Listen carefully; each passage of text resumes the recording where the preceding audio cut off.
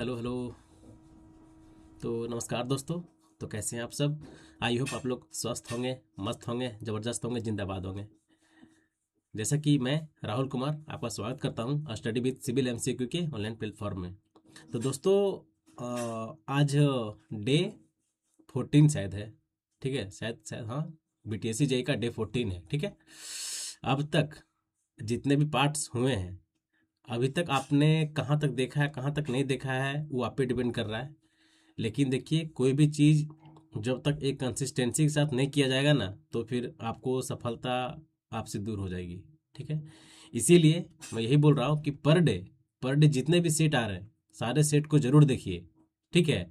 ना जाने आज का सेट, अगर आप आज इस सेट को आप छोड़ रहे हैं, पिछले जितने भी पार्ट हुए हैं, अगर उसको आप मतलब अवॉइड कर रहे हैं, तो क्या पता कि उस सेट से आपको एग्जाम में क्वेश्चन देखने को मिल जाए।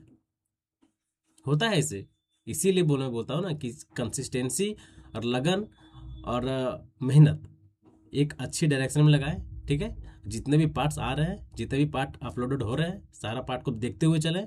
सारे क्वेश्चन को आप लोग मतलब एक्सप्लेनेशन के साथ समझते हुए चलें। ठीक है। जहाँ प्रॉब्लम हो रहा है, तुरंत आप लोग कमेंट करें। मैं कमेंट का आंसर भी देने के लिए रेडी हूँ, क्योंकि पर डे भी कमेंट आता है, पर डे कुछ कुछ भाई को कमेंट आता है। मैं सबका रिप्लाई देता हूँ। ऐसा नहीं कि जो कमेंट किया, जो रिलेटिव कमेंट है, ठीक है, उसका कमेंट जरूर मैं कमेंट में बैक करता हूँ। ठीक है। तो अगर आप लोगों को कहीं प्रॉब्लम भी है, तो आप लोग जरूर भी हमसे शेयर करें। ठीक है, ताकि मैं देखूं कि क्या प्रॉब्लम है भाई का, उस पर बात किया जाए। ठीक है। जैसे कुछ भाइयों का कमेंट था कि नहीं, एसएससी जेई मेंस का कुछ मतलब एक अलग से सेपरेट करके वीडियो लेके आए, यूपी ट्रिपल एससी का भी लेके आए। तो वो भाइयों का कमेंट था, नाम तो याद नहीं है क्या नाम था। तो उनका कमेंट था, मैं तो उनके पे उनके उन जो बोले थे मैं स्टार्ट कर दिया। कल से आज ही तो स्टार्ट हो चुका है कि एसएससी जेई मेंस का। अगर देखिए, अगर आपको कुछ क्वेश्चन में प्रॉब्लम हो रही है, ठीक है, अगर नहीं, कितने कितने भाइयों को मन में चलता होगा कि क्वेश्चन थोड़ा आप लोग बीटीएससी जेई में इजी इजी करवा रहे हैं, बहुत हल्का हल्का क्वेश्चन है। तो आपसे मैं यही बोलना चाह रहा हूँ, अगर आपको क्वेश्चन का लेवल ईजी लग रहा है, तो वो तब आप आ जाइए एसएससी जेई मेंस वाले सेट में, बैच में। ठीक है, जो कि मॉर्निंग में 10 बजे अपलोड हो जाता है पर डे। ठीक है, आज शुरुआती था। तो आप लोग आइए। और देखिए, ये भी नहीं है कि जरूरी थोड़ी कि हमको सिर्फ हार्ड क्वेश्चन पढ़ना है, हमको इजी भी क्वेश्चन पढ़ना है ना। तो देखिए क्या होना है कि आप लोग दोनों सेट देखते चलिए। सुबह शाम वाला भी सेट देखिए और सुबह वाला भी देखिए। क्या होगा कि इधर से हम लोग इजी को अच्छा से एकदम, मतलब इजी जितने क्वेश्चन हो तो इजी है, तो ऑब्वियसली कि उसको हम सही करते जाएंगे, मतलब अपने आप को स्ट्रेंथ मतलब और बढ़ाते जाएंगे। इजी क्वेश्चन में मेरा पकड़ ज़्यादा हो जाएगा। और इधर से हम लोग कॉन्सेप्चुअल पढ़ेंगे, मतलब एसएससी जेईई मेंस वाले के लिए हम लोग कॉन्सेप्चुअल पढ़ते जाएंगे। तो हम लोग पास इजी भी और हार्ड भी दोनों साथ साथ हम लोग साथ साथ दोनों पैरेलली चलेगा। तो ऐसा एक टाइम आएगा कि आपके पास अगर स्टेटमेंट वाले क्वेश्चन आए, आपसे नहीं छूटेगा। कॉन्सेप्चुअल क्वेश्चन आएगा, आपसे नहीं छूटेगा। इजी क्वेश्चन आएगा, आपसे नहीं छूटेगा। मतलब कोई भी राउंड से, किसी भी एंगल से क्वेश्चन पूछा जाए, तो आपको जवाब देने के लिए भी आप रेडी रहेंगे, क्योंकि हम लोग इजी भी क्वेश्चन करते जा रहे हैं और हम लोग हार्ड भी क्वेश्चन करते जा रहे हैं, कॉन्सेप्ट वाले क्वेश्चन करते जा रहे हैं। ठीक है। तो चलिए, बिना देरी के मैं आज से क्लास स्टार्ट करता हूँ। देखिए, बिना दो पंक्ति के, ख्वाबों को पूरा करने के लिए, ख्वाबों को पूरा करने के लिए ख्यालों से बेहतर आना होना, सॉरी, ख्वाबों को पूरा करने के लिए ख्यालों से बाहर आना पड़ता है। ठीक है, बहुत ही जरूरी, बहुत ही अच्छा पॉइंट है कि ख्वाब तो हम लोग बहुत देर देख लेते हैं यार, हम जेई बन गए, हम सरकारी इंजीनियर बन गए, तो ये बन गए, तो वो बन गए। उसको देखने से पहले, उसको जब तक उस पर बाहर आइएगा ना, देखिएगा ना रियल में क्या है, तो आपको समझ में आएगा। इसीलिए बोलता हूँ कि कंसिस्टेंसी बहुत ही जरूरी है। कंसिस्टेंसी के साथ लगे रहें, जरूर आपको एक ना एक दिन आपको सफलता मिलेगा। ठीक है। चलिए, बिना देरी का मैं आज से क्लास स्टार्ट कर रहा हूँ। आज से क्लास का फर्स्ट क्वेश्चन क्या है भाई? देखिए, कहाँ गया, हाँ, बताइए। अच्छा क्वेश्चन है। अब इसको लोग बोलेंगे इजी क्वेश्चन है, और ऐसे ऐसे क्वेश्चन में लोग, मतलब इजी तो है मानते हैं, लेकिन ऐसे ऐसे ही क्वेश्चन में लोग गलती करते हैं। ऐसे ऐसे क्वेश्चन में लोग गलती करते हैं, फिर बोलते हैं अरे यार इजी क्वेश्चन था, हमसे नहीं बना। इजी क्वेश्चन था मतलब, थोड़ा सा क्या होता है ना कि एक होता है कि नहीं टू द पॉइंट, और एक होता है थोड़ा सा मतलब कैसे उसको बताया आपको, कि मतलब कॉन्सेप्ट पूरी तरह से क्लियर नहीं हुआ। ठीक है, तो बस उसी टाइप से एक क्वेश्चन है कि इजी तो आपको देखने में लग रहा है, लेकिन ऑप्शन भी देखिएगा तो आपको लग रहा है अरे यार ये तो थोड़ा हमको फंसा देगा। ठीक है, इसलिए वैसे नहीं फंसना है। इसलिए इजी भी क्वेश्चन करें और कॉन्सेप्चुअल क्वेश्चन करें, दोनों साथ में लेकर चलें, तो आपका मेंस के लिए भी आप तैयार हो रहे हैं। ठीक है, और आप इधर एमसीक्यू लिए भी आप तैयार हो रहे हैं तो अलग बात है, ठीक है। एग्जाम में न जाने कैसा क्वेश्चन पूछ देगा, इसलिए सारे तरफ से एकदम मतलब पूरी तरह से आप लोग तैयार रहें कि अब किसी टाइप का भी क्वेश्चन आए उसके लिए हम, ठीक है। तो चलिए देखिए फर्स्ट क्वेश्चन क्या है कि what is the period for a sludge digestion in normal condition. बताइए नॉर्मल कंडीशन में स्लज डाइजेशन का पीरियड क्या होता है, कितना होता है, 10 डे, 20 डे, 30 डे या फिर 60 डे। बताइए कि नॉर्मल कंडीशन में, देखिए यहाँ कंडीशन में दे दिया कि नॉर्मल कंडीशन में, तो नॉर्मल कंडीशन में मेरा जो स्लज डाइजेशन का जो पीरियड होता है एलवेज आपको याद रखना पड़ेगा कि कितना होता है, 13 डेज होता है। कितना, 13 days in a case of normal condition. देखिए स्लज डाइजेशन जो टैंक है, ठीक है, इसमें मेनली इसमें दो टाइप का टेम्परेचर इसमें मेनली टू टाइप का टेम्परेचर इसमें इन्वॉल्व होता है, ठीक है। इसमें हम लोग दो टाइप का टेम्परेचर अलग अलग टेम्परेचर हम लोग पढ़ते हैं, ठीक है। इसका दो फैक्टर इफेक्टिंग है, ठीक है। तो हम लोग पहले जानने की कोशिश करेंगे कि इनमें से इसका स्लज डाइजेशन का फैक्टर इफेक्टिंग क्या है, ठीक है। देखिए सबसे पहले कि फैक्टर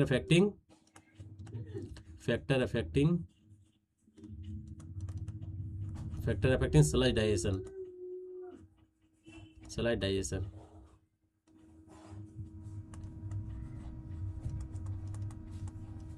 ठीक है। स्लज डाइजेशन कौन कौन सा इसका फैक्टर है भाई, पहला सबसे पहले कि टेम्परेचर, ठीक है, टेम्परेचर हो गया। देखिए टेम्परेचर भी इसमें दो टाइप का टेम्परेचर अलग अलग जोन के लिए अलग अलग टेम्परेचर है, ठीक है। फर्स्ट जोन क्या है, जोन फर्स्ट आपका थर्मोफिलिक, क्या है, थर्मोफिलिक जोन। तो हम लोग लिख सकते हैं थर्मोफिलिक,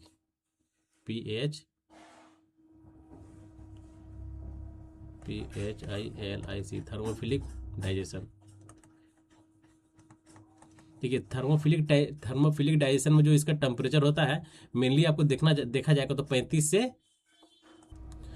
से 60 डिग्री सेल्सियस तक आपको इसमें टेम्परेचर इस जोन में टेम्परेचर होता है। कितना, 35 से 60 डिग्री सेल्सियस पर। तो हम लोग लिखते हैं कि थर्मोफिलिक डाइजेशन में जो इसका टेम्परेचर रेंज होता है, दोनों एग्जाम में पूछा गया है, ठीक है। दोनों जोन जो है दोनों एग्जाम में पूछा गया है, दोनों टेम्परेचर रेंज इसका कितना हो गया, 35 डिग्री सेल्सियस से 60 डिग्री सेल्सियस होता है, ठीक है। इसका जो पीरियड होता है, इसका पीरियड आपका हो गया 7 से 10 डेज, ठीक है। कब तक, 7 से 10 डेज। आपको ये भी ध्यान रखना है, दोनों, और जून भी ध्यान रखना है in a case of a thermophilic digestion, ठीक है। दूसरा क्या होता है आपका, दूसरा हो गया मेसोफिलिक जोन। कौन सा जोन, मेसोफिलिक जोन, ठीक है।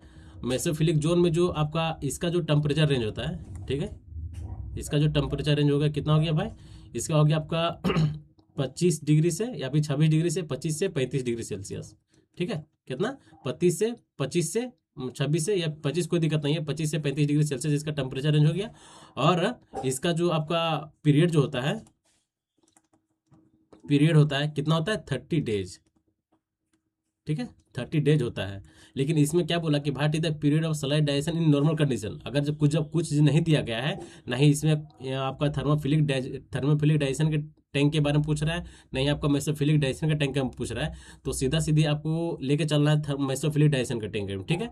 और मेनली जनरली ज़्यादातर यूज होता है कौन सा आपका, मेसोफिलिक या थर्मोफिलिक। बताइए ज़्यादा जो आपको इसमें से जो दोनों ये दो हो गया ना टेम्परेचर रेंज, आप लोग को दोनों ध्यान रखना है, ये भी और ये भी, ठीक है।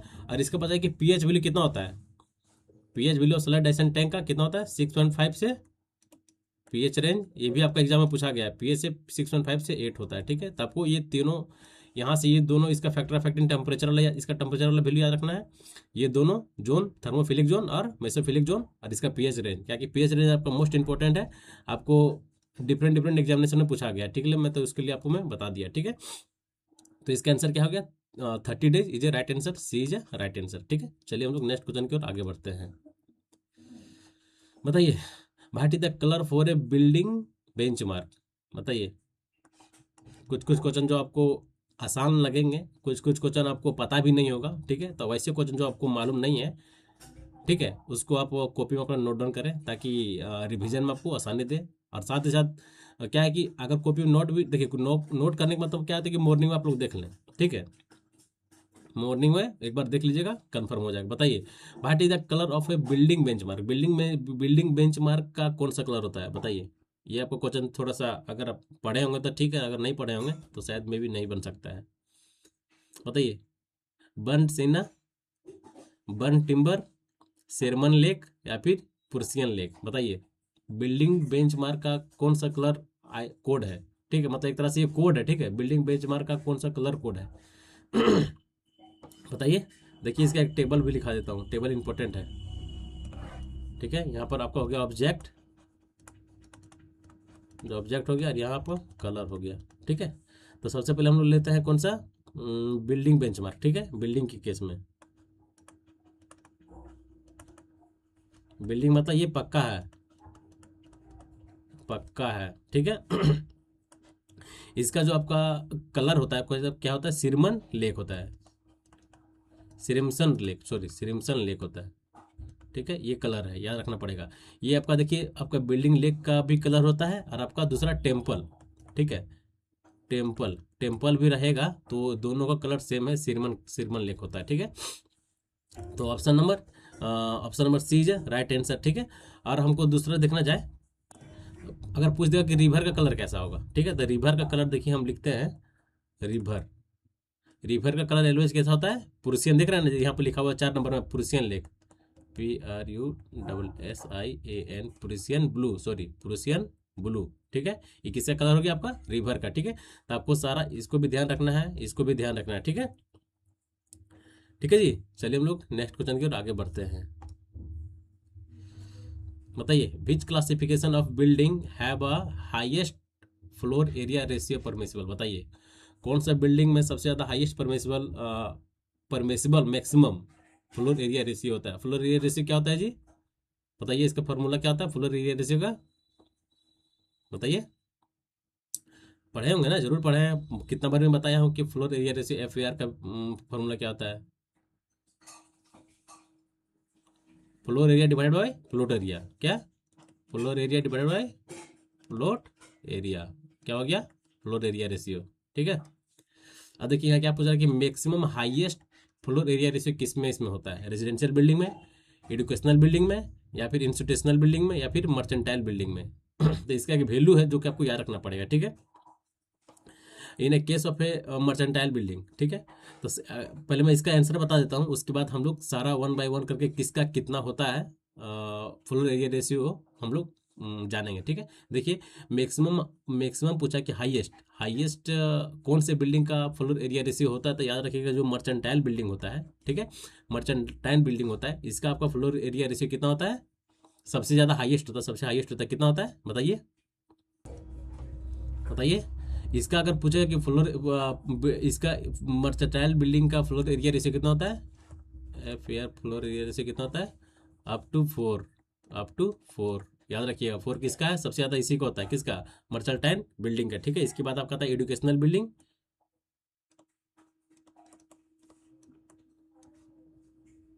Educational and institutional, institutional INS, institutional building, ये दोनों का जो आपका फ्लोर एरिया रेशियो है, दोनों का सेम होता है। कितना होता है? 1.5 से 2 तक होता है। कितना? 1.5 से 2 तक होता है एजुकेशनल बिल्डिंग का और इंस्टीट्यूशनल बिल्डिंग का। ठीक है, एक आता है आपका रेसिडेंशियल बिल्डिंग। ठीक है, रेसिडेंशियल बिल्डिंग,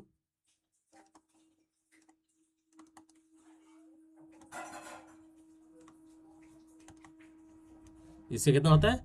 1.5 से 2.0 तक होता है। ठीक है, देखना, ध्यान देना है, सॉरी 1.5 से 2.5 होता है। कितना होता है? 1.5 से 2.5।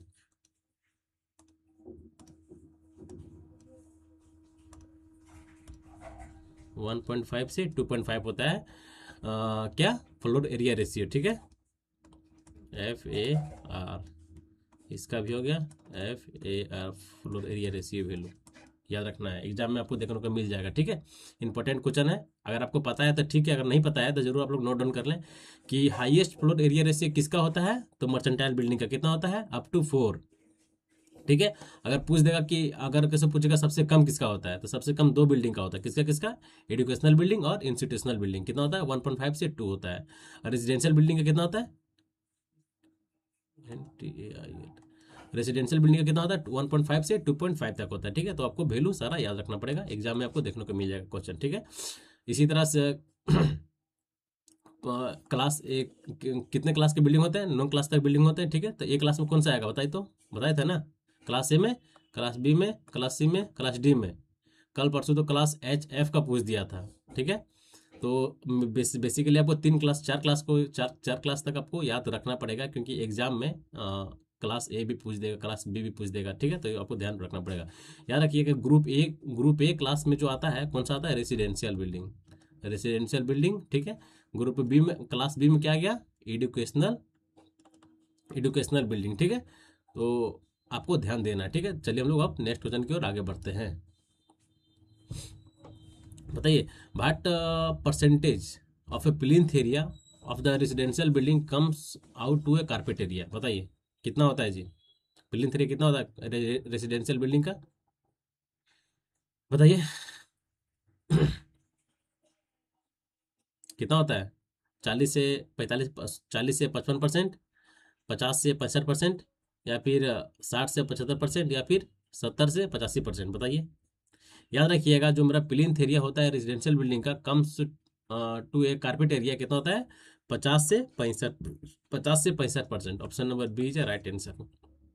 ये सब क्वेश्चन ईजी है मानते हैं, लेकिन जब तक आपको मतलब पूरी तरह से कंफर्म वैल्यू याद नहीं रहेगा ना, तो आप मे भी गलती भी कर सकते हैं। इसीलिए आइए और देखिए, और अगर जो आपको लगे कि नहीं अच्छा है, तो उसको आप जरूर अपना कॉपी में नोट डाउन करें, ठीक है।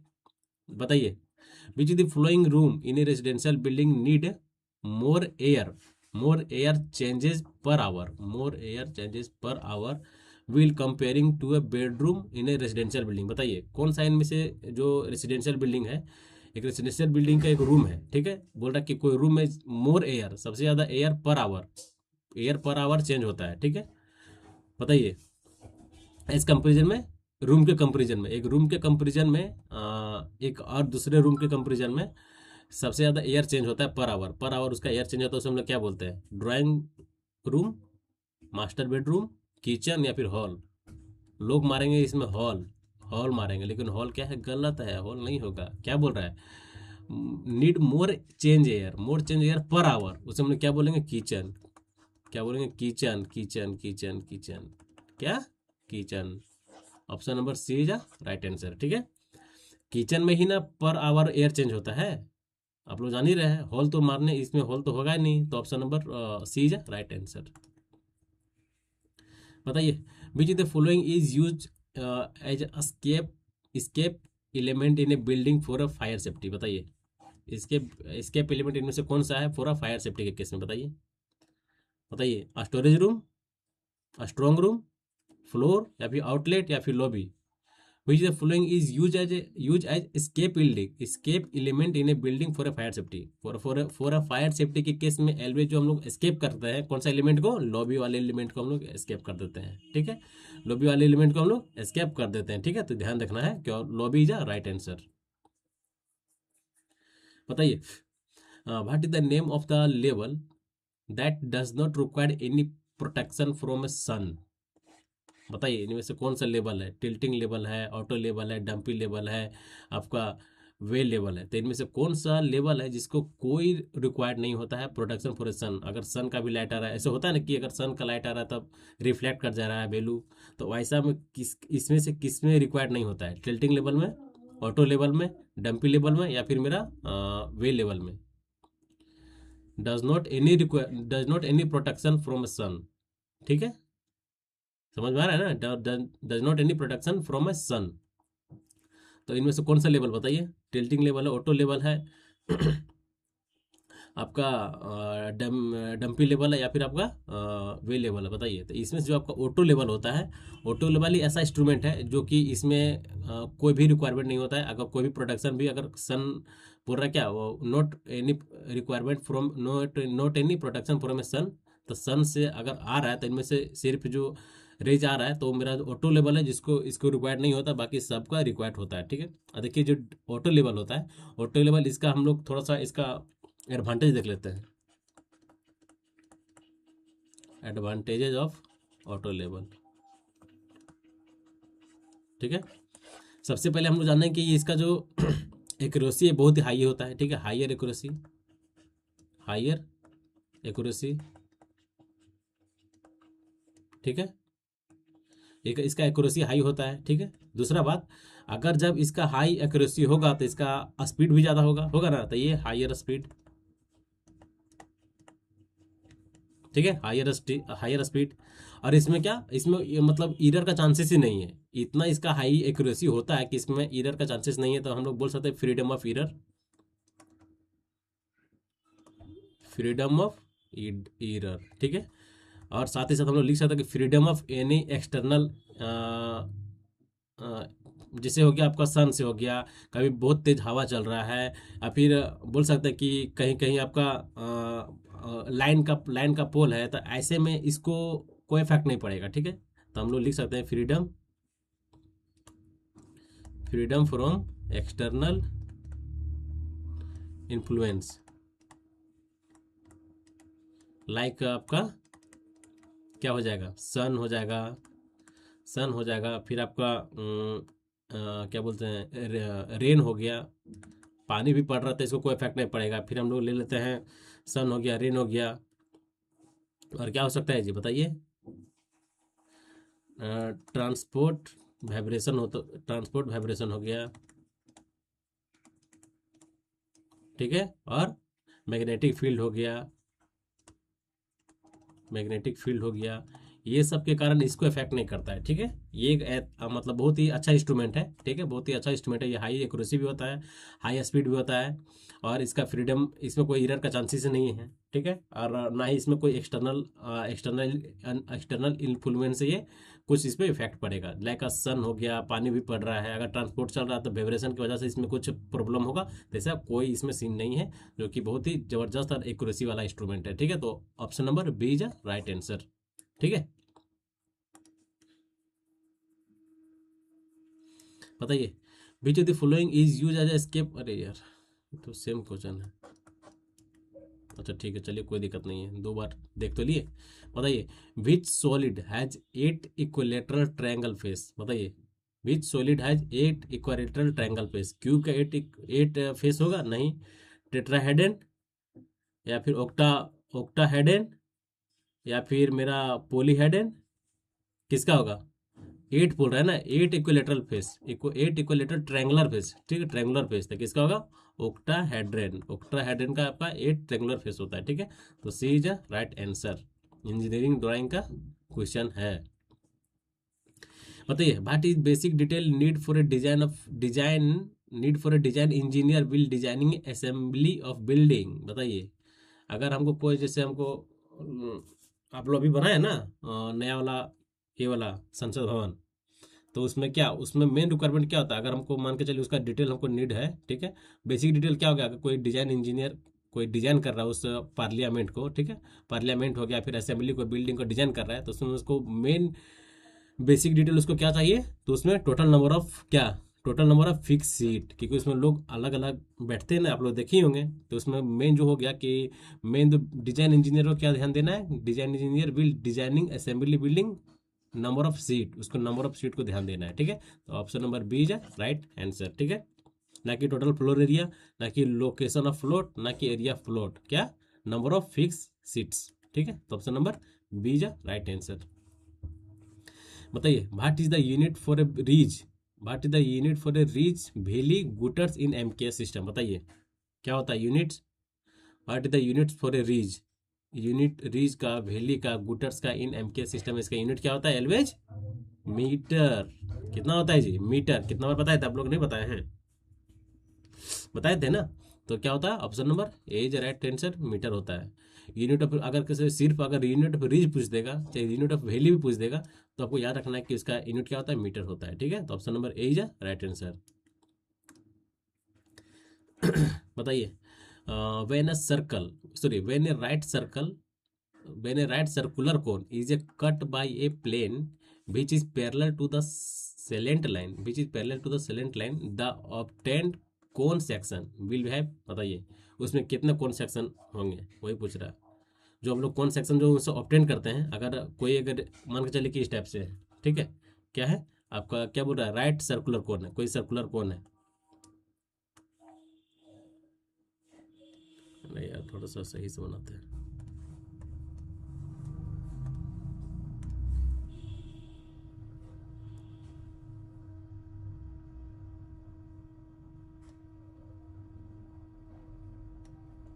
ठीक है, बोल रहे कि when a right circular cone is cut by a plane with a parallel to the slant line, ठीक है, parallel to the slant line, the obtained cone conic section, the obtained conic section will have, जो conic section obtained होगा वो किस shape का होगा, ठीक है, क्या वो इलिप्टिकल होगा, वो पैराबोलिक होगा, या हाइपरबोला होगा, या फिर सर्कल होगा। तो वो जो कटने के बाद जो निकलेगा उसका शेप कैसा होगा, एलवेज पैराबोला होगा। कैसा होगा, पैराबोला। तो option number C is right answer. ठीक है, बताइए what is the name of instrument use for measuring angle. बताइए इनमें से कौन सा इंस्ट्रूमेंट जो कि एंगल मेजर करता है। टी स्क्वायर, एकदम नहीं। कंपास, एकदम नहीं। प्रोटेक्टर या फिर सेट स्क्वायर। तो जो प्रोटेक्टर है, आप लोग देखे होंगे, प्रोटेक्टर से हम लोग एंगल मेजर करते हैं। Option number C is right answer. Who is responsible for providing the legality of the plot? Who is responsible for providing the legality of a plot? legality of a plot के लिए इनमें से responsible कौन है। Honour, मोर्टेजगेज, या फिर मोर्ट गौर, या फिर लीजर। तो एलवेज जो होता है कि किसी भी लीगलिटी ऑफ द प्लॉट के लिए जो आपका रिस्पॉन्सिबल होता है, एलवेज कौन होता है, उसका ऑनर रिस्पॉन्सिबल होता है। तो option number D is right answer. Owner is right answer. ठीक है, बताइए what for the corrected sheet from a steel in mostly use. बताइए कौन सा सीट है जो कि मोस्टली यूज होता है। What is the corrected seat corrugated, sorry, what is the corrugated seat forms of steel in A mostly use. बताइए कौन सा सीट इनमें से मोस्टली यूज होता है। स्ट्रक्चर वर्क में होता है, रिवर कवरिंग में होता है, कोरिगेटेड सीट बोल रहा है ना। तो एलवेज जो कोरिगेटेड सीट का मैक्सिमम जो यूज होता है कहाँ पे होता है, रूफ कवरिंग में। तो always option number B is right answer. आप लोग जानते हैं कि जो कोरिगेटेड सीट होता है, एस्बेस्टस सीट हो गया, सेमी कोरिगेटेड सीट हो गया, ये सब का जो यूज होता है मेनली किस में होता है, रूफ कवरिंग में। तो option number B is right answer. ठीक है, चलिए हम लोग नेक्स्ट क्वेश्चन की ओर आगे बढ़ते हैं। What is a temporary wiring. बताइए इनमें से कौन सा टेम्पोररी वायरिंग है। Casing and capping wiring, CST TRS wiring, या फिर क्लीट वायरिंग, या फिर लीड सेटेड वायरिंग। बताइए इनमें से कौन टेम्पोररी वायरिंग है। टेम्पोररी वायरिंग के बारे में पूछ रहा है, बताइए। तो आपको याद ध्यान देना पड़ेगा कि वायरिंग दो टाइप का होता है। Wiring there are two types, एक होता है परमानेंट वायरिंग, एक होता है टेम्पोररी वायरिंग। टेम्पोररी वायरिंग एक होता है परमानेंट वायरिंग। परमानेंट वायरिंग, ठीक है। तो देखिए टेम्पोररी वायरिंग में भाई कौन कौन सा आएगा। टेम्पोररी वायरिंग में देखिए इसमें क्या पूछ रहा है, what is the temporary wiring. तो टेम्पोररी वायरिंग में आपको क्लीट एंगल हो गया, ठीक है। क्लीट एंगल एक फ्लेक्सिबल वायरिंग, याद रखिएगा। क्लीट एंगल, क्लीट वायरिंग, क्लीट वायरिंग, और दूसरा flexible wiring.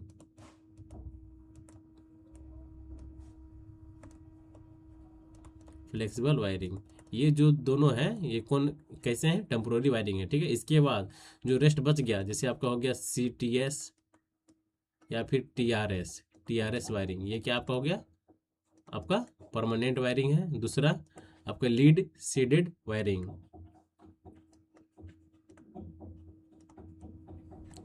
Lead seeded wiring जो आपका, ये भी आपका परमानेंट वायरिंग में है।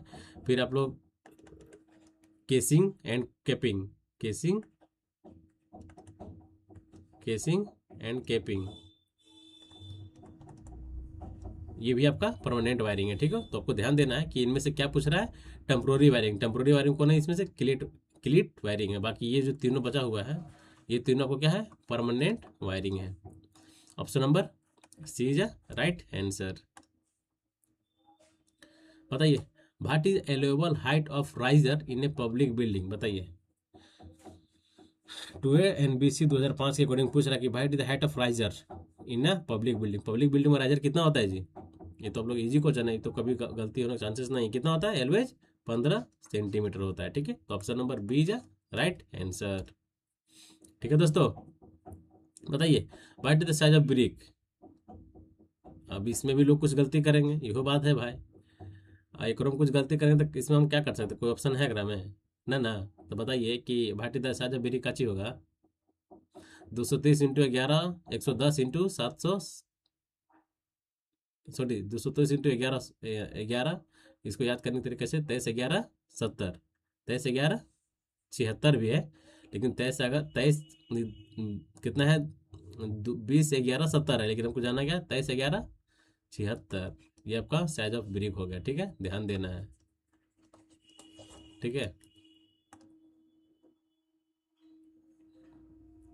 बताइए the main corrosive resisting pigment in a paint. बताइए the main corrosive resisting pigment इनमें से कौन है इन पेंट के लिए। बताइए रेड लीड, या फिर जिंक ऑक्साइड, या फिर आपका एल्यूमिनियम ऑक्साइड, या फिर फेरस ऑक्साइड। बताइए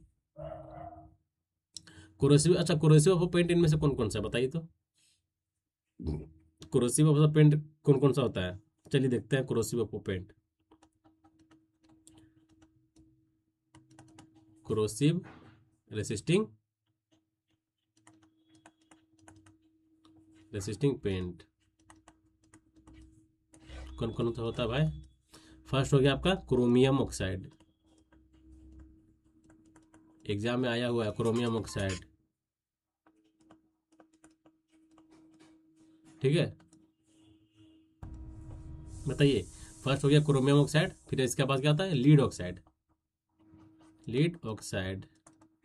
ठीक है। इसके बाद इसमें होता है रेड लीड, एक होता है जिंक क्रोम,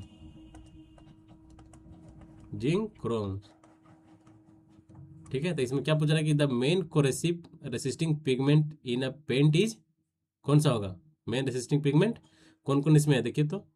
क्रोमियम ऑक्साइड नहीं है, लीड ऑक्साइड वो भी नहीं है, रेड लीड है, तो option number A is right answer. थोड़ा अच्छा है, ठीक है। ये सब क्वेश्चन बहुत कम मतलब लोग पढ़ते हैं, गलती होने का चांसेस ज़्यादा रहता है, इसलिए आपको मैं लिखा दिया कि कोरोसिव रेसिस्टिंग पेंट इनमें से कौन कौन सा होता है, ठीक है। चलिए हम लोग अब नेक्स्ट क्वेश्चन की ओर आगे बढ़ते हैं। बताइए which cement is more suitable for a construction of abutment and piers. बताइए अबटमेंट और पियर्स के लिए इनमें से कौन सा मोर सुटेबल है। इसमें लोग भी गलती करेंगे, ठीक है। ये जो क्वेश्चन है बहुत इजी तो लग रहा है कि नहीं, क्वेश्चन इजी तुरंत बना देंगे, थोड़ा आंसर बताइए कि इसका आंसर क्या होगा। Which cement is more suitable for a construction of piers और अबटमेंट। ये तो आप लोग समझ रहे होंगे कि पियर्स किसको बोल रहे हैं और अबटमेंट किसको बोल रहे हैं, ठीक है। तो बताइए कि इनमें से कौन सीमेंट मोर सुटेबल है, high alumina cement, rapid hardening cement, या फिर मॉडिफाइड पोर्टलैंड सीमेंट, या फिर सल्फेट रेसिस्टिंग सीमेंट। बताइए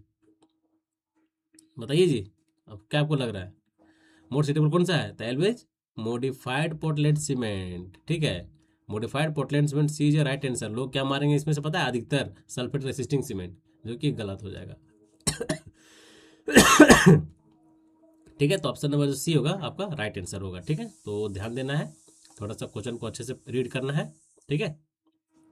बताइए what is the inclination of oblique stroke in a dimensioning in a termination and origin inclination is known as 45 degree पे ये incline होता है। तो option number C is right answer. बताइए ये जो क्वेश्चन है किससे पूछ रहा है, सम ऑफ इंटीरियर एंगल कितना होता है जी, 2n-4 into 90, 2n + 4 into 90 exterior के लिए, ठीक है। तो चलिए अब next question. Which of the following is advantage of reinforce concrete. बताइए इसका दोनों बताइए, इसे एडवांटेज भी बताइए हमको और डिसएडवांटेज भी बताइए, ठीक है। क्योंकि ये जो टॉपिक है इसे आपको एग्जाम में देखने को अक्सर क्वेश्चन मिलते हैं लोगों का, ठीक है, अक्सर क्वेश्चन इस टॉपिक से आता है, ठीक है। तो बताइए कि इसका एडवांटेज क्या होगा। रेनफोर्स कंक्रीट का एडवांटेज क्या हो गया, क्या वो लो मेंटेनेंस को छोड़ता है। अगर रेनफोर्स कोई कंक्रीट है, कोई भी स्ट्रक्चर है रेनफोर्स का, आरसीसी स्ट्रक्चर है, क्या उसका जो मेंटेनेंस कॉस्ट इजी होता है, मतलब लो कॉस्ट होता है। जैसे मान के चलिए कि आरसीसी पेमेंट कोई है, ठीक है, रिजिड पेमेंट है। अगर रिजिड पेमेंट तो आप लोग जान ही रहे हैं कि पेमेंट में तो उसको मेंटेनेंस तो रखता ही रखता है, तो क्या उसमें जो आपको मेंटेनेंस कॉस्ट कम होता है कि ज़्यादा होता है, बताइए। मेंटेनेंस कॉस्ट ज़्यादा होता है, ठीक है। यहाँ पर बोल रहा लो, तो यही इसका एडवांटेज नहीं है, ठीक है, इसका एडवांटेज नहीं है। लो कंप्रेसिव स्ट्रेंथ, लो यील्डिंग स्ट्रेंथ, लो शेयरिंग स्ट्रेंथ, बताइए। इसका तो आंसर ये सही है, correct answer A is right answer, ठीक है। अब हम लोग जानेंगे इसका एडवांटेज, ठीक है। Advantage of reinforce cement concrete, ठीक है। थोड़ा इसका हम लोग एडवांटेज जान लेते हैं, ठीक है। रेनफोर्स सीमेंट कंक्रीट का सबसे पहले हम लोग समझेंगे इसका कंप्रेसिव स्ट्रेंथ हायर होता है, ठीक है। Greater greater compressive strength, greater compressive compressive strength, ठीक है दोस्तों, देन अदर मटेरियल, ठीक है। अब दूसरा हम लोग लिख सकते हैं कि ये बेटर क्या, better resisting of, better fire resisting, क्या better fire resisting, better fire resisting,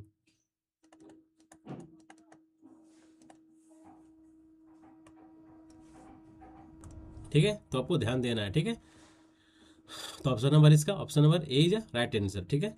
इसका जो बोल रहा है कितना मेंटेनेंस कॉस्ट लो होता है, एकदम नहीं, मेंटेनेंस कॉस्ट ज़्यादा ज़्यादा होता है, ठीक है। तो ये लो बोल रहा है जो कि मेरा एडवांटेज नहीं है, ठीक है। तो option number A is right answer. चलिए हम लोग आगे बढ़ते हैं, बताइए। Which type of dam is constructed for a purpose of diverting parts और all the water from a river into a conduits और चैनल, बताइए। जो मेरा इनमें से कौन कौन सा डैम है जो कि अगर पानी आ रहा है तो उसको डाइवर्ट कर दे रहा है, ठीक है। Diverting part of all water, all of the water from a river से अलग कैंडूट्स में या फिर अलग चैनल में हम लोग वाटर को डाइवर्ट कर दे रहे हैं, उसे हम लोग क्या बोलते हैं, डाइवर्जन डैम। क्या बोलते हैं, डाइवर्जन डैम। ना कि आपको मार देगा, थोड़ा आराम से पढ़िएगा, कितने लोग देख लिए, मार देंगे डिटेंशन डैम, जो कि डिटेंशन डैम नहीं होता, क्या होता है, diversion dam. Option number C is right answer, ठीक है। चलिए अब नेक्स्ट क्वेश्चन देखते हैं कि नेक्स्ट क्वेश्चन क्या है। देखिए नेक्स्ट क्वेश्चन क्या है कि which data is necessary for a preparing of estimate, बताइए। इनमें जो चार डेटा दिया गया है, इनमें से कौन सा डेटा हम लोग कौन सा डेटा नेसेसरी होता है फॉर प्रिपरेशन ऑफ एस्टिमेट को तैयार करने के लिए, बताइए। लेबर का डेटा, मटेरियल का डेटा, या फिर फंड, या फिर ड्राइंग। तो आपको याद रखना पड़ेगा, जो मेरा ड्राइंग का जो ड्राइंग डेटा बहुत नेसेसरी होता है for preparation of estimate, estimate को तैयार करने के लिए आपका ड्राइंग का डेटा होना बहुत ही कंपलसरी है, नेसेसरी है, ठीक है। तो option number D is right answer.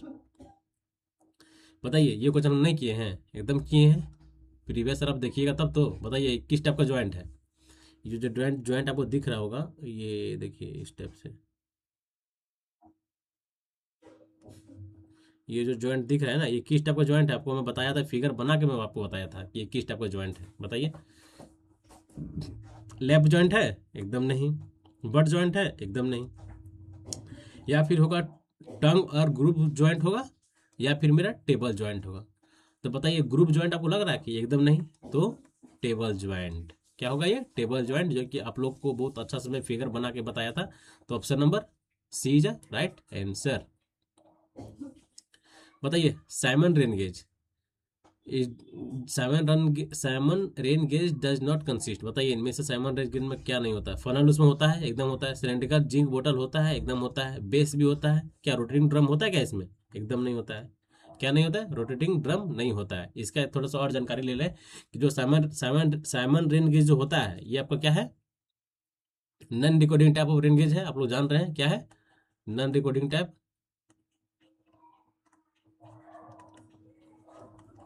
Non recording type. अब मोस्टली ये मोस्टली यूज इन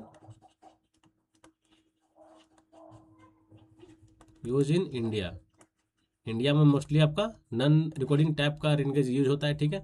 इसका जो डायमीटर होता है कितना होता है जी, बताइए तो। डायमीटर किसका, साइमन का, साइमन का जो डायमीटर होता है, साइमन रेनगेज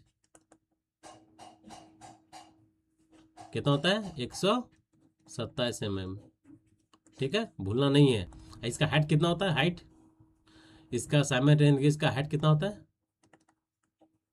हाइट जो होता है 305 mm from ground level, ground level, ठीक है। ग्राउंड लेवल से इसका हाइट कितना होता है 305 mm, ठीक है। तो आपको ध्यान देना है, ये दोनों डेटा इंपॉर्टेंट है।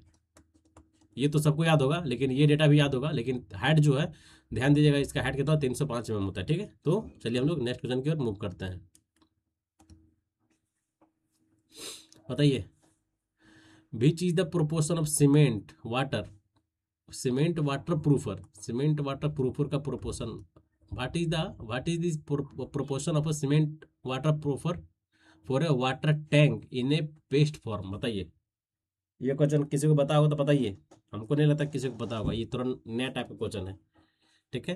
एकदम सिलेक्टेड क्वेश्चन है, जो कि आपको कुछ कुछ आप लोगों को आता भी होगा, कुछ कुछ आप लोग को नहीं भी आता होगा। तो इसीलिए मैं बोल रहा हूँ ना कि सेट आप लोग पर डे देखें। और दूसरी बात कि आप लोग वीडियो तो देख ले रहे हैं, लेकिन थोड़ा सा आप लोग सब्सक्राइब करने में बहुत आप लोग कम चोरी कर रहे हैं, ठीक है भाई, ऐसे काम नहीं चलेगा। देख रहे हैं ना आप लोग। अगर दूसरा चीज़, अगर आप लोग अगर कुछ रहा शॉर्ट देखने में, तो शॉर्ट देखने में तो बहुत आप लोग टाइमो बिता देते होंगे, ठीक है। एक से उसको फॉरवर्ड करना है, उसको फॉरवर्ड करना है, आप तुरंत फॉरवर्ड कर देते होंगे अपना चाहने वाला चाहने वाले को। लेकिन जब क्लासेस का वीडियो है, जो कि आप लोग देख रहे हैं कि रेगुलर, ना 1 जनवरी ना 31 जनवरी, जो आपके लिए मैं कंसिस्टेंसी के साथ में जब पर डे आपके लिए मेहनत कर रहा हूँ, जो कि एकदम आपको दिख रहा है मेहनत, ये नहीं कि मतलब मजाक चल रहा है, ऐसा तो है नहीं, है ना। आपसे मैं क्लासेस के रिगार्डिंग एक से एक क्वेश्चन आपको जब देखने को मैं आपको ला रहा हूँ, तो ऐसा में तो आपको सब्सक्राइब करना, चैनल को लाइक करना, चैनल को शेयर करना आपका तो हक बनता है ना भाई। बताइए, हक नहीं बनता है? अगर यही किसी को कुछ एग्जांपल देंगे तो ठीक है, इसलिए ज़्यादा नहीं बोलेंगे। बस यही है कि चैनल को आप लोग ज़्यादा से ज़्यादा अपना फ्रेंड सर्कल को शेयर करें, ठीक है। ज़्यादा से ज़्यादा भाई लोग इसमें जुड़ें, तभी तो फिर हमको मनोबल बढ़ेगा, तब ना फिर हम लोग कंटेंट पे काम कर पाएंगे। जब आप लोग कंटेंट, मतलब आप लोग जब शेयर ही नहीं कीजिएगा वीडियो, ठीक है, शेयर नहीं कीजिएगा, लाइक नहीं कीजिएगा, चैनल को सपोर्ट नहीं कीजिएगा, सब्सक्राइब नहीं कीजिएगा, तो फिर देखिए किसी भी इंसान का मनोबल टूट जाता है, ठीक है। इसलिए थोड़ा सा आप लोग का सपोर्ट बहुत ज़रूरी है, ठीक है।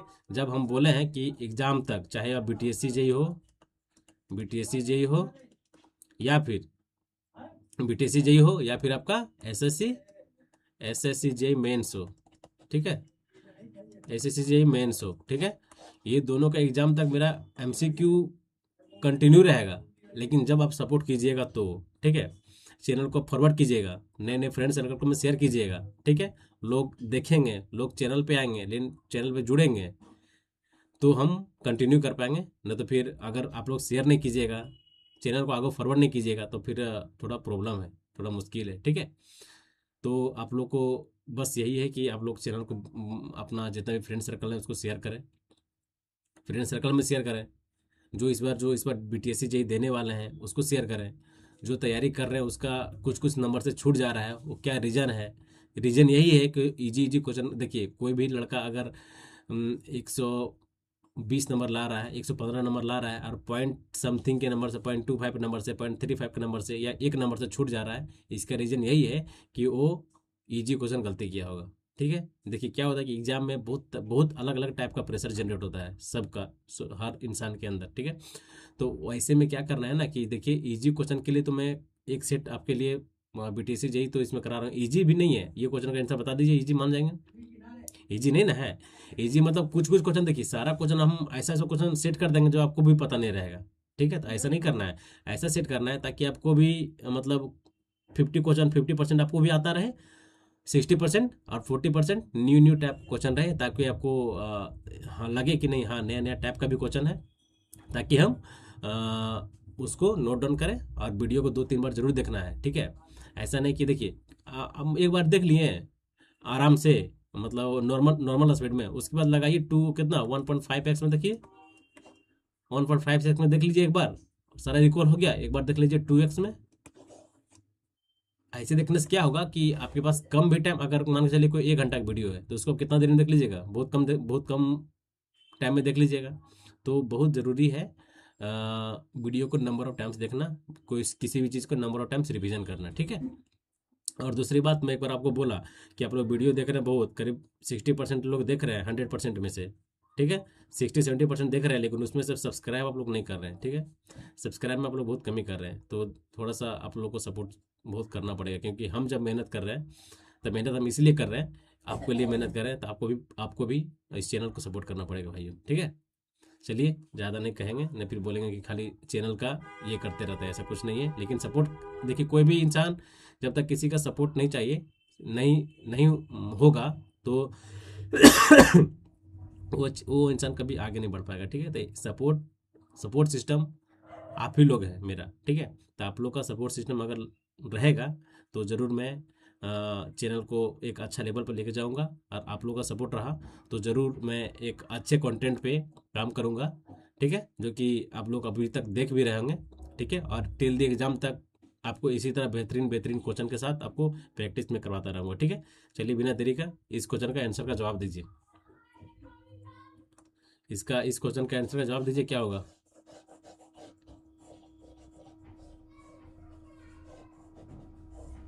क्या है जी, क्वेश्चन क्या है? हाँ, what is the proportion of cement water proofer cement for a water tank के लिए जो प्रोपोर्शन होता है कितना होता है, बताइए बताइए। फॉर अ वाटर टैंक के लिए थोड़ा नया क्वेश्चन है, कितना होता है? 1:10, याद रखिएगा, ठीक है। जिसको पता है वो तो बहुत अच्छा है, जिसको नहीं पता है वो कॉपी में नोट डाउन कर लीजिए। जिसको water proofer cement water proofer का रेशियो प्रोपोर्शन कितना होता है? 1:10 होता है, ठीक है। और इसका बेसिक, अगर हम लोग वाटर टैंक का बात करें, ठीक है, तो इसके बारे में थोड़ा सा और जान लेते हैं और अधिक जानकारी प्राप्त कर लेते हैं। वाटर टैंक, बताइए कि इसमें मिनिमम ग्रेड कितना होता है सीमेंट का?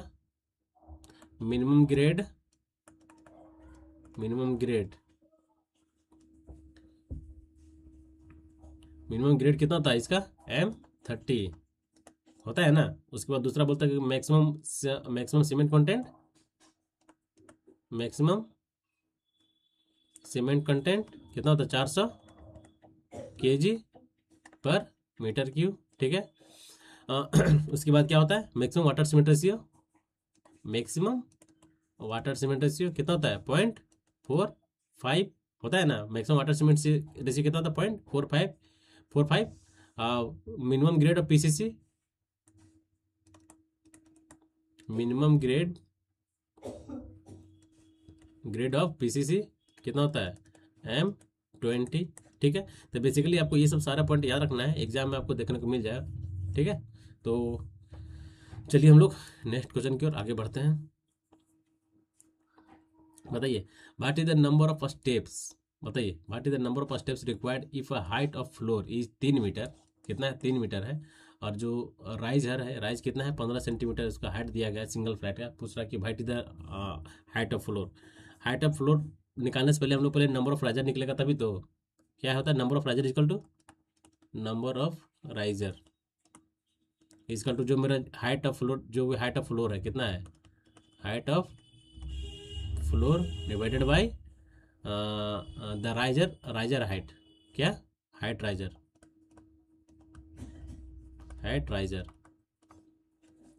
ये मेरा कितना है? 3 मीटर दिया गया है, ठीक है। और हाइट राइजर कितना है? 0.15। जब इसको हम डिवाइड करेंगे कितना आएगा जी? 20 आएगा। 15 30 20 आ गया, ये 20 मेरा क्या आ गया? नंबर ऑफ राइजर आ गया, ठीक है। तो एलवे जो नंबर ऑफ राइजर होता है, नंबर ऑफ राइजर जो होता है,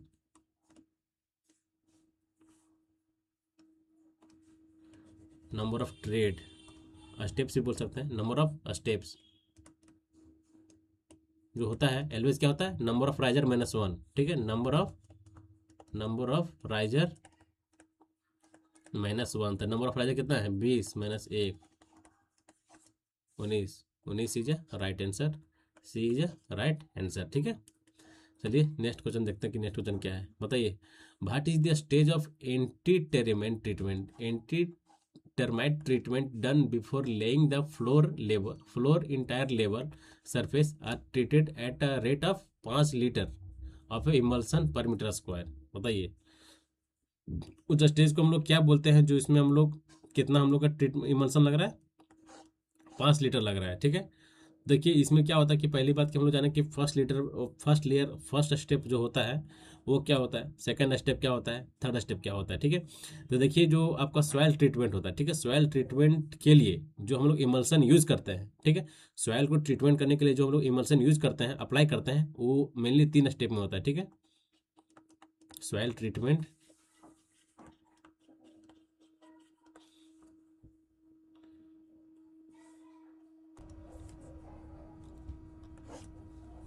सॉइल ट्रीटमेंट के लिए हम लोग जो इमल्सन यूज करते हैं, इमल्सन जो हम लोग अप्लाई करते हैं,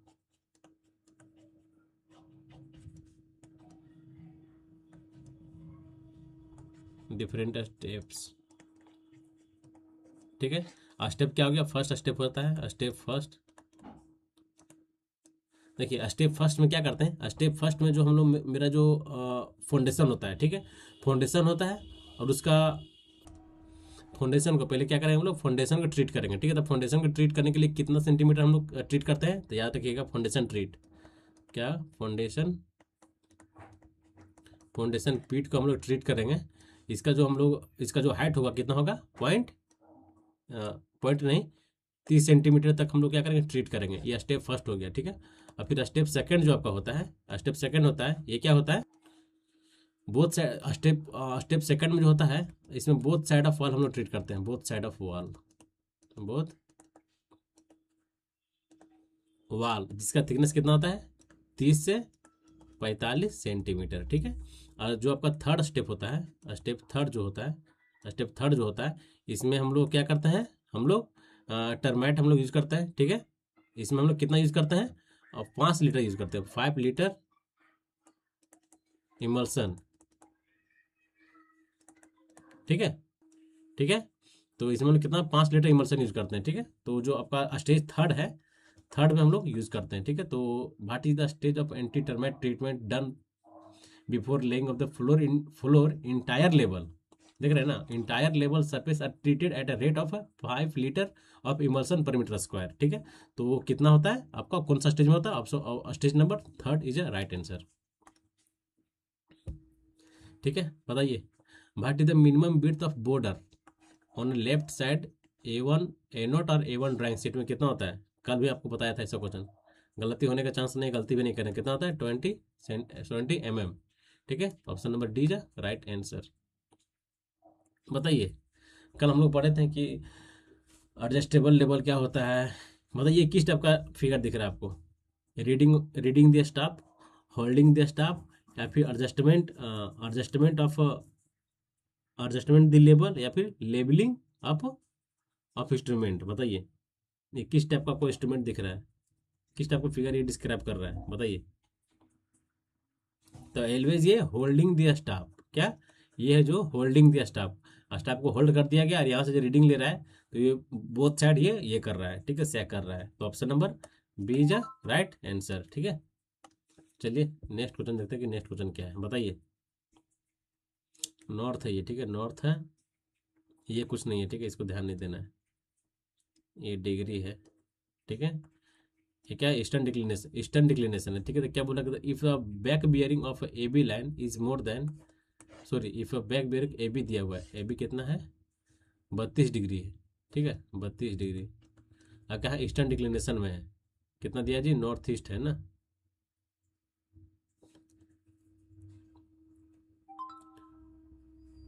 अरे तो नॉर्थ ईस्ट है, नॉर्थ ईस्ट में कहाँ है, north east, east north, north east में है।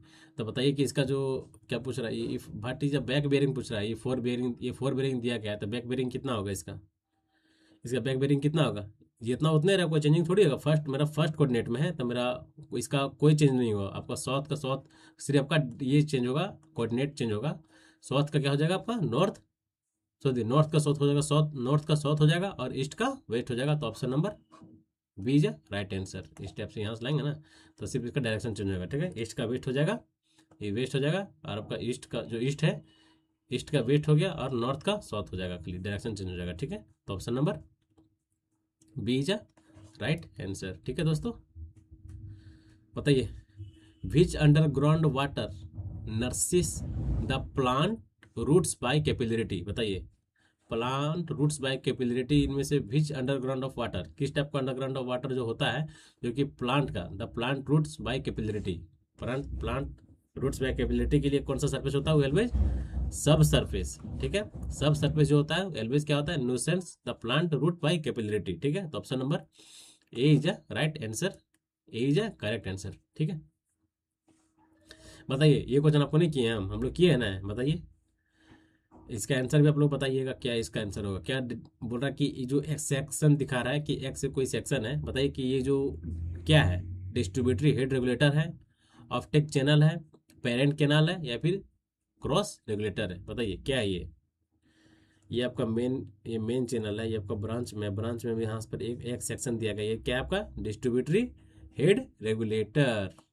ठीक है, लोग कितना ऑप्टिक कैनाल भी मारेंगे चाहे पेरेंट कैनाल मारेंगे, एकदम नहीं मारना है। ध्यान से क्वेश्चन को पढ़ें, उसके बाद देखें।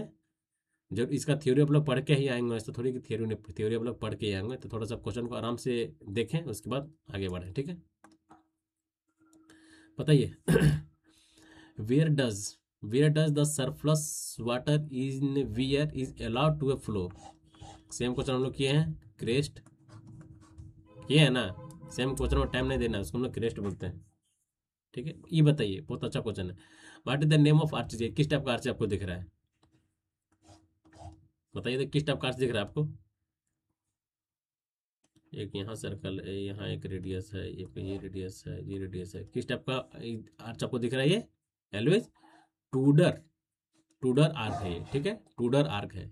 कौन सा आर्डर आर्क है ये, Tudor arch. Option number B is right answer.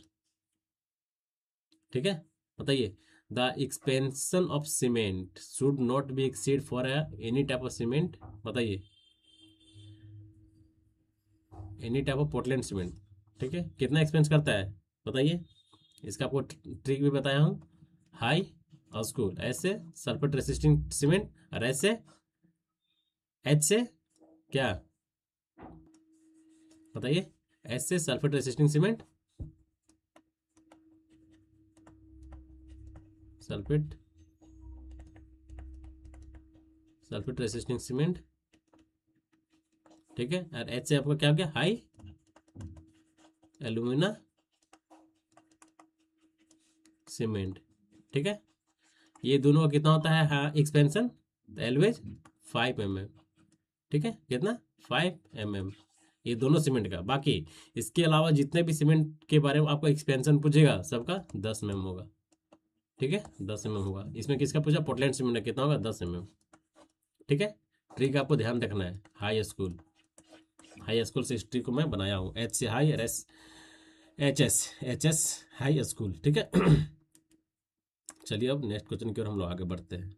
बताइए what is the name of side, what is the name of side opposite to a right angle in a triangle. What is the name of side opposite to a right angle. Right angle का opposite जो side होता है वो कौन सा side होता है, उसमें क्या बोलते हैं, बेस बोलते हैं। एंगल के अपोजिट बोल रहा है ना, देख रहे हैं ना, sides to a right angle. ठीक है, राइट एंगल का अपोजिट साइड होता है उसको कौन सा वो साइड बोलते हैं, एलवेज हाइपोटेनस बोलते हैं। ठीक है, कौन सा, हाइपोटेनस बोलते हैं। चलिए नेक्स्ट क्वेश्चन देखते हैं कि नेक्स्ट क्वेश्चन क्या है। बताइए what is the plastering area for pillar. बताइए plastering area for a pillar, pillar का प्लास्टरिंग एरिया कितना होता है, लगेगा करना इजी क्वेश्चन है। बताइए प्लास्टरिंग एरिया। ठीक है, पूछ रहा है किसका, पिलर का कितना होता है, क्या होता है। लेंथ और लेंथ, ये आपको इंटू है, लेंथ ब्रेथ इंटू हाइट होता है, या फिर सेक्शन एरिया इंटू हाइट होता है, या फिर पेरीमीटर होता है, या फिर पेरीमीटर इंटू हाइट होता है। बताइए क्या पूछ रहा, प्लास्टरिंग एरिया कितना होता है जी, प्लास्टरिंग एरिया बताइए। प्लास्टरिंग एरिया कितना होता है किसी पिलर के लिए प्लास्टरिंग एरिया जो होता है क्या होता है, पेरीमीटर इंटू हाइट होता है। क्या होता है, पेरीमीटर उसके चारों साइड से इंटू हाइट। ठीक है, तो option number D is right answer. ठीक है, हाँ बताइए, अच्छा क्वेश्चन है। डिफेक्ट इन टिम्बर, ये क्या, ये किसका, ये जो इंडिकेशन है, बताइए किस टाइप का इंडिकेशन है, ये कौन सा डिफेक्ट है, ये नोट है, कप सेक है, स्टार सेक है, या फिर बार्क सेक है। तो चलिए मैं स्टार सेक और बार्क सेक का मैं आपको फिगर में बता देता हूँ, क्योंकि क्वेश्चन इसी एग्जाम में पूछता है। ठीक है,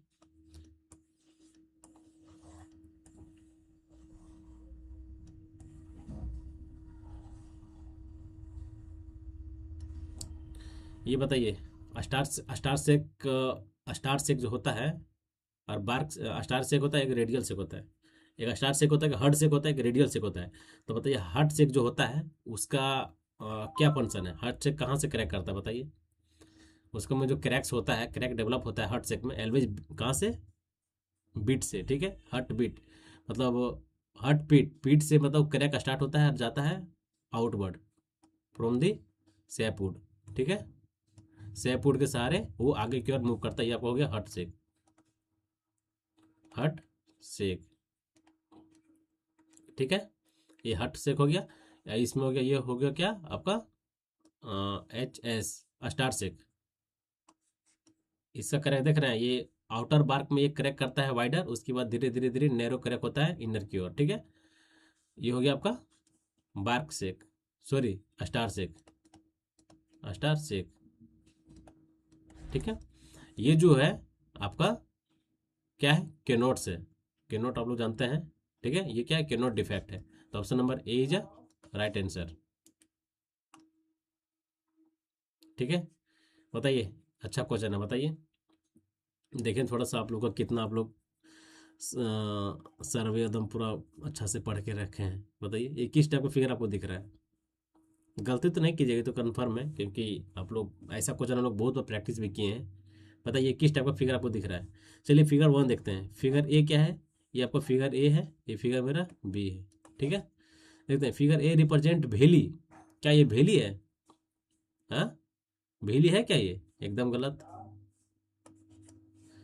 दूसरा देखते हैं कि both figure are represent saddle, एकदम गलत। Figure A represent vertical cliff, कहूँ तो दिख नहीं रहा हमको वर्टिकल क्लिफ, तो जो बच गया आपको वही आंसर होगा कि फिगर ए जो होगा आपका रीज लाइन, एकदम सही है। एंड फिगर बी जो आपका है वैली लाइन, एकदम सही है, क्योंकि वैली लाइन में क्या होता है, वैली किस टाइप से बनता है, इस टाइप से ना, इस टाइप से। ये आपका हो गया वैली लाइन, ठीक है, ठीक है, ये आपका हो गया वैली लाइन। तो जो आपका जो दिख रहा है option B is a valley line और A is a ridge line, एकदम सही। Option number D is a right answer, ठीक है दोस्तों। बताइए which survey is conduct to find the number of possible alternative route between a 2 point. बताइए किस type का सर्वे को करने के लिए हम लोग मैक्सिमम 2 नंबर ऑफ पॉइंट के लिए हम लोग अल्टरनेटिव रूट हम लोग फाइंड करते हैं। बताइए उसे हम लोग कौन सा सर्वे बोलते हैं, preliminary survey, recognition survey, location survey, detail survey. तो एलवी जो हम लोग क्या find the number of possible alternative route is known as recognition survey, is known as recognition survey. Option number B is right answer. Which instrument is use to test the new wiring installation. New wiring installation के लिए इनमें से कौन सा instrument use करते हैं, तो megger जो है, मेगर इंस्ट्रूमेंट एक ऐसा इंस्ट्रूमेंट है जो न्यू वायरिंग इंस्ट्रूमेंट के लिए हम लोग टेस्ट करते हैं, ठीक है, ठीक है। चलिए नेक्स्ट क्वेश्चन देखते हैं कि नेक्स्ट क्वेश्चन क्या है कि which floor is convenient to carry a plumbing and electrical installation without affecting the appearance is known as, which floor is convenient to carry a plumbing and electrical installation without affecting a appearance, उसे हम लोग कौन सा floor बोलते हैं। Rib floor बोलते हैं, RCC floor बोलते हैं, टिम्बर फ्लोर बोलते हैं, या जैक रिब फ्लोर बोलते हैं। तो उसे हम लोग क्या बोलते हैं, एलवेज रिब फ्लोर बोलते हैं। जैक फ्लोर कैसा होता है आप लोगों को मैं बताया था, इसका थिकनेस कितना होता है 10 से 20 mm, बताया था ना। इस टाइप से यहाँ आपका ब्रिक वर्क है, फिर यहाँ से आपका इस टाइप से आर्क गया हुआ है, फिर इसके ऊपर कंक्रीटिंग किया गया है, और ये जो कंक्रीटिंग किया गया था इसी का थिकनेस कितना होता है 10 से 20 mm, ठीक है, जो कि मैं आपको क्लास में डिस्कस किया हूँ, ठीक है। चलिए नेक्स्ट क्वेश्चन की ओर हम लोग आगे बढ़ते हैं।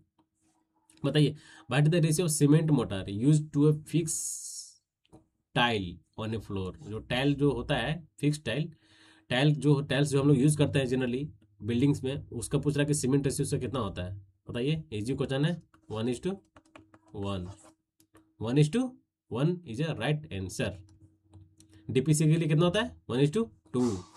बताइए what is the height of embankment, what is the height of embankment above full supply level in the construction of permanent way. बताइए हाइट ऑफ एम्बैंकमेंट पूछ रहा है, एबव फुल सप्लाई लेवल कितना होता है 60 centimetre, 60 centimetre is a right answer.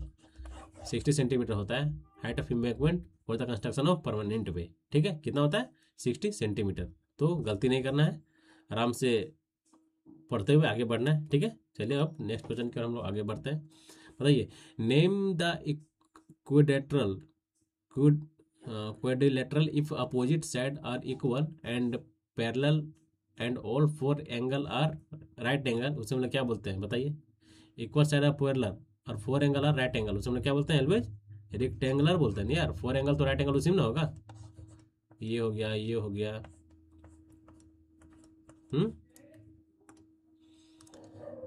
बताइए, what is the maximum spacing of main whole of sewer कितना है? 0.3 पाया है, ठीक है। डायमीटर है, कितना होता है? 3, 6, 9, 12, 15, ग्रेटर देन 15 कितना होता है जी? बताइए डाया। 45, 90, 45, 75, 90, 45 metre, 45, 75, 90, 45, 45, 75, 90, 120, 120, 240, 360 metre. ये क्या है आपका? स्पेसिंग है, ठीक है। 45, 75, 90, 120, 240, 360 किसका पूछा है? पॉइंट 3 मीटर का। 0.3 मीटर का मेन होल कितना होगा? 45। Option number C is right answer. ये टेबल याद रखिएगा, आपको एग्जाम में क्वेश्चन यहाँ से देखने को मिलेगा, ठीक है। बताइए, what is the name of error that that the fitting of table and tripod being loose? Tripod being loose, tripod भी लूज है और फिटिंग द टेबल, वो किस टाइप का ईरर होगा? Error of manipulation, error of setting, या फिर error of instrumental? Tripod wing loose is known as error of instrumental. क्या? Error of instrumental. Option number C is right answer. क्योंकि जब मेरा जब ट्राइपॉड ही लूज है तो हम लोग किस टाइप का इंस्ट्रूमेंट ईरर बोलेंगे? तो एलवे जो इंस्ट्रूमेंटल ईरर है, ठीक है। इंस्ट्रूमेंट खराब हो गया होगा तभी तो पूरी तरह से ट्राइपॉड में फिक्स नहीं हो रहा है, ठीक है, और फिटिंग भी नहीं हो रहा टेबल, तो क्या होगा आपका? इंस्ट्रूमेंटल ईरर होगा। Option number C is right answer. बताइए, which method is use for plotting a transverse surveying in compass? बताइए, किस टाइप का मेथड हम लोग यहाँ पर यूज करेंगे? बाय इंक्लूडेड मेथड, दिख ही रहा है कि इंक्लूडेड है तो उतना दिमाग लगाने की जरूरत नहीं है, सीधे मारिए बाय इंक्लूडेड मेथड और आगे बढ़िए, ठीक है। चलिए आगे बढ़ते हैं। तो आज का सेशन यहीं पे कंप्लीट होता है, ठीक है। क्वेश्चन आप लोग देख लिए होंगे कि क्वेश्चन का लेवल कैसा था, क्वेश्चन का एक्सप्लेनेशन भी आप लोग को अच्छा लगता होगा, ठीक है। आई होप आप कमेंट कीजिए, ठीक है। कमेंट करना आपका हक है कि किस टाइप का कंटेंट आप लोग को, और क्या कंटेंट सही है या फिर आपको कैसा लग रहा है, ठीक है। इसका कमेंट जरूर आना चाहिए, ठीक है। और आप ये भी देखें कि आपका कितना स्कोर आ रहा है, जितने भी सेट हो रहे हैं सारा सेट को आप एनालाइज करिए, ठीक है। सेट को 1 से 2 बार 3 बार जरूर देखिए, क्योंकि कुछ कुछ क्वेश्चन, नए नए क्वेश्चन जो कि आपको देखने को मिले होंगे, वो सब क्वेश्चन को क्या करना है? एक अलग कॉपी में ऐड करना है और उसको पर डे रिवाइज करना है, ठीक है। और साथ ही साथ टाइम भी हो गया है, करीब 9:30 हो गया है, टाइम ओवर हो गया है, कोई दिक्कत नहीं है। वीडियो आपका बस कुछ ही देर में अपडेट हो रहा है। जय हिंद, जय भारत, थैंक यू, नमस्कार दोस्तों। मिलते हैं कल हम लोग नेक्स्ट वीडियो में।